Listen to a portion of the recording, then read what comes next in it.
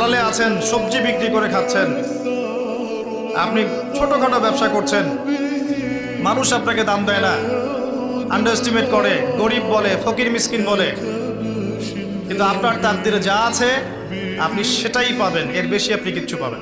আল্লাহ আপনাকে সাহায্য করবেন ইনশাআল্লাহ। এটা ঠিক যে বাতিলপন্থীরা আপনার কলার চেপে ধরবে ঠিকই, কিন্তু আল্লাহ আপনাকে সাহায্য করবে। আর আল্লাহ পাক যাকে সাহায্য করবেন তাকে কেউ ঠেকাতে পারে না, পারে? কখনো পারবে না। আপনাকে জেল দিবে, শুলি দিবে, মেরে ফেলবে, তারপরে দেখবেন আপনার শেকড় থেকে আরও 10টা গাছ ঠিকই উৎপন্ন হবে ইনশাআল্লাহ। অতএব দিনের জন্য সময় দিন। বোকা মানুষ বোঝে না যে কখনো মানুষ নিজের পায়ে দাঁড়াতে পারে না, মানুষ কখনো নিজের পায়ে দাঁড়াতে পারে না। আল্লাহ পাকের এক হুকুম 1 সেকেন্ডে মানুষের 19-20 হয়ে যাবে, একেবারে শেষ। যে রিজিকের প্ল্যান করছেন আপনি 20-30 বছর, এক হুকুমে রিজিক বন্ধ। ড্রাইভ করতেছেন, মারি দিয়ে চলে গেল, শেষ, রিজিক ক্লোজ। কার হাতে ক্ষমতা? মানুষ নিজের পায়ে দাঁড়াতে চায়। আমাদের রব আল্লাহ পাক বলেছেন, সূরা আল ইমরানের মধ্যে পাবেন, ফামান যুহজিহা আনিন নার ওয়া উদখিলাল জান্নাহ ফাকাদ ফাজ। যাকে কিয়ামতের দিন জাহান্নাম থেকে বাঁচানো হবে এবং জান্নাতে প্রবেশ করানো হবে, এ ব্যক্তি হচ্ছে সফল, আর কেউ সফল না। সাফল্যের সংজ্ঞা বুঝতে পারলেন? আপনাকে শেখানো হয় জীবনে সফল হতে হবে, বড় হতে হবে। সাফল্যের সংজ্ঞা হচ্ছে ভুলবশত কবরের উপর মসজিদ স্থাপন হয়ে গেছে, এক্ষেত্রে মুসল্লিদের করণীয় কি? কোনো জায়গায় কবরের উপরে নামাজ পড়া নিষেধ, এটা ইহুদিরা করতো, নবী সাল্লাল্লাহু আলাইহি ওয়াসাল্লাম নিষেধ করেছেন যে তোমরা কবরের উপরে নামাজ পড়বা না। এখন কোনো মসজিদের নিচে কবর, এটা পরে জানতে পারছেন, মসজিদ পরে বানাইছেন, তাহলে এখন দায়িত্ব হলো ওই জায়গাটা খুঁড়ে ওই কবরের ধ্বংসাবশেষকে নিয়ে একটা বস্তা বা একটা কাপড়ে মুড়িয়ে ওইটাকে সসম্মানে একটা কবরস্থানে দাফন করতে হবে, বাস। কথা কি বুঝতে পারছি? কিন্তু কবর থাকা অবস্থায় কোনো মসজিদের ভিতরে কবর থাকলে সে মসজিদে নামাজ পড়লে নামাজ হবে, সেজদা হবে কাকে? আল্লাহকে। ওই ভিতরে কবর থাকলে তো সেজদা তার দিকে যাবে, আর তাছাড়া হাদিসে নিষেধ আছে, এটা করা যাবে না। আল্লাহ তাআলার কাছে সবাইকে যেতে হবে এবং ফিরে আসার আর কোনো সুযোগ থাকবে না। অতএব আমরা কয়েকটা প্রস্তুতি নিতে পারি বা নেওয়া উচিত আমাদের। নাম্বার 1, আমার ইমানটাকে একটু পরখ করা, যে আমার ইমানটা আসলে ঠিক আছে কিনা, আমার বিশ্বাসটা, আমার ফেথটা ঠিক আছে কিনা, কোনো ত্রুটি আছে কিনা, এটাকে নিয়মিত কারেকশন করা, বিশ্বাসটাকে, ইমানটাকে ঠিক করা।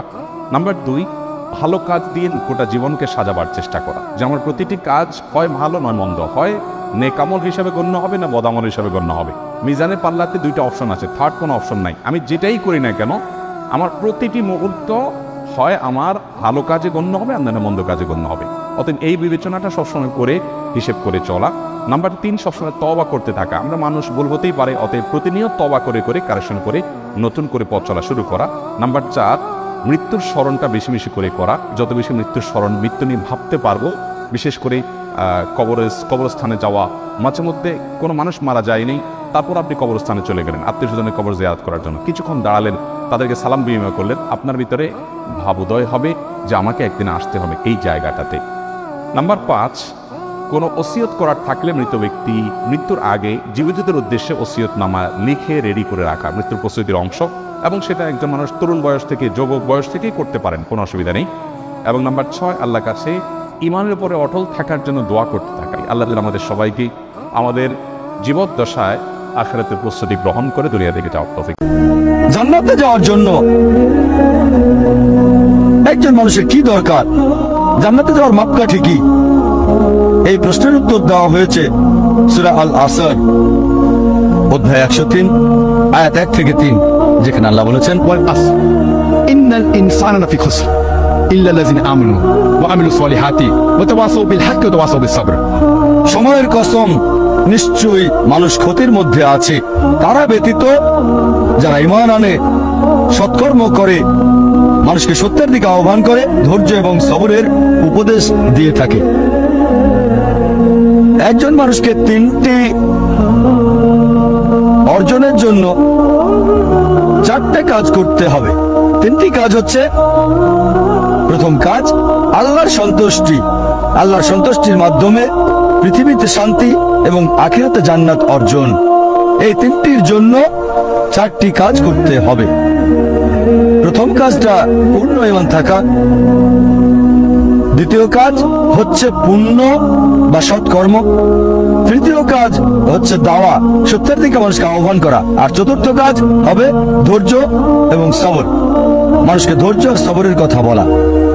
যে কোনো মানুষকে আল্লাহর সন্তুষ্টি অর্জন করতে হলে, দুনিয়াতে কল্যাণ চাইলে এবং বেহেশতে যেতে চাইলে তার ঈমান থাকতে হবে, খাঁটি ঈমান।